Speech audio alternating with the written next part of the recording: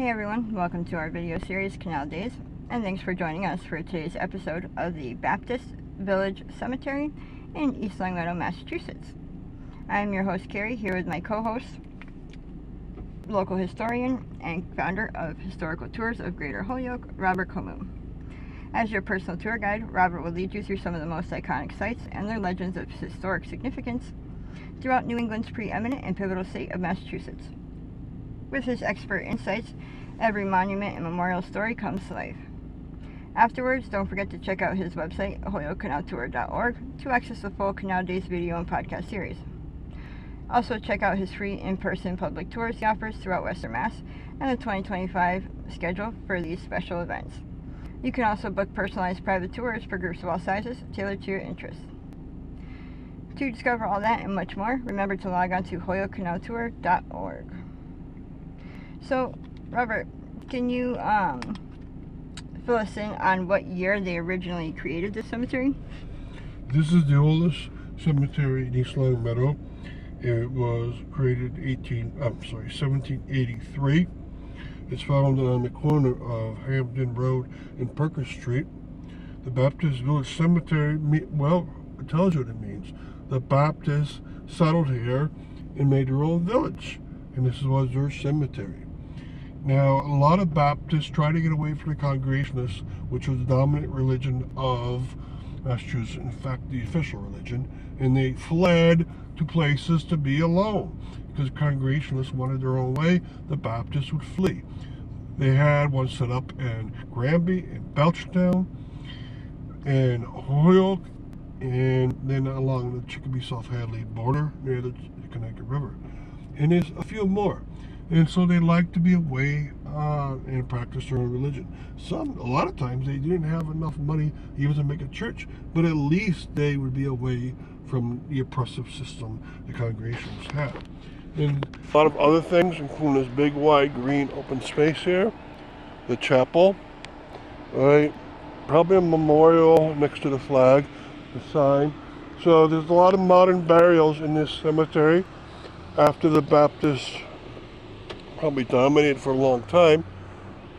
So you see a lot of modern fixtures, and we'll try to visit them, but we want to visit that old section first and see what it has going for itself. They have their wrought iron fence near the oldest section of all. And at some point, East Longmeadow might have had this cemetery pass into their hands, and that's why a lot of modern stones came into place. Our Baptist Village Cemetery,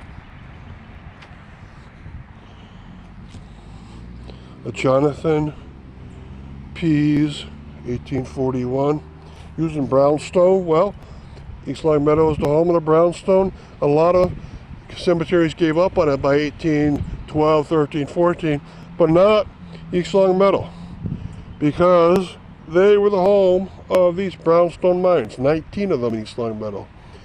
And they would have had so much of them deep into the history of this cemetery. Alright, now here's a late burial. Israel and Polly, son and daughter of Mr. Theophilus and Zilpha Switland. Israel died 1784, 14 months. Polly died 1795, age 8 months and 7 days. All right, Israel and Polly, their son and daughter. And then here's another 1799 stone. Now these stones are correctly lined up. They're lined up so that the inscription faces towards the west. The footstones, if they were still around, they're not. They would face inscription towards the east. The body would have its head near the headstone and its feet near the footstone. The body would be on east-west axis.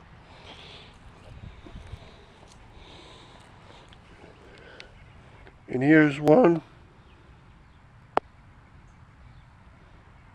to Elzar, son of Theophilus and Zilpha again, died 1801, the 17th of March, 1801. Now this one has a look of a footstone It says 1800 IM. Side of a footstone is just initials, and someone put it in the headstone area. It's about 9 feet from this row to the next, and then you start another burial. The footstones would have been as far as the height of the person, plus a little bit for the coffin. All right, so that's some of the very, very oldest ones for us.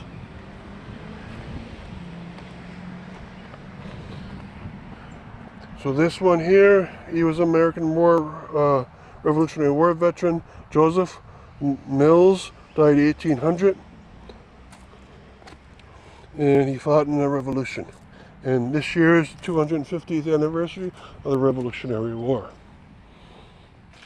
Okay, so you have some brownstone sweeping this way, and a lot of limestones over to the other side. All right, John Sweetland died 1785, 76 years old.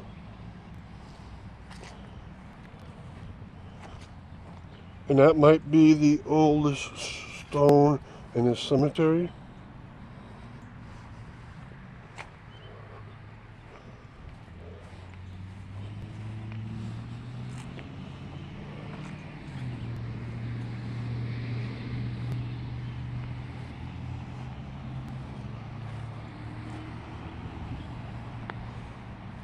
Ebenezer McGregory died 1822. And here's a cool one. It has something embedded into it. It's golden leaf.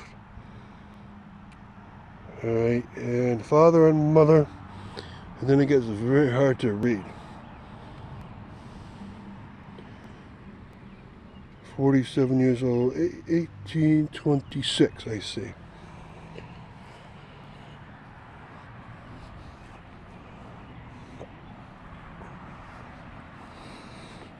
Okay, and remember this was the Baptist Village Cemetery, so these were the people that wanted to be away, like I mentioned in the very beginning. This type of cemetery is a churchyard cemetery, so where they worshipped must have been very close by. They might have worshipped in their houses if they couldn't afford a church. This is Jonas Robinson, 1890.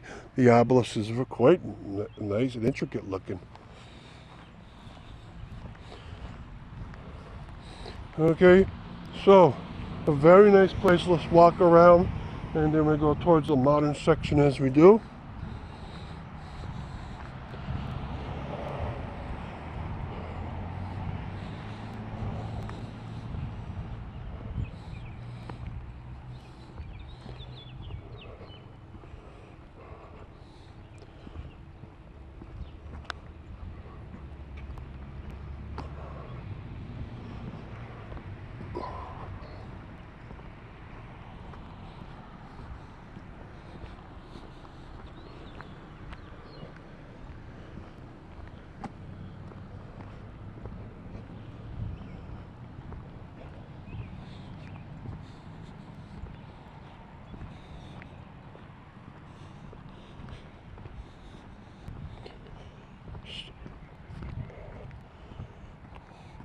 Okay, and what's this? This is a outdoor religious chapel, and if you have a burial, then you could use this for final prayers.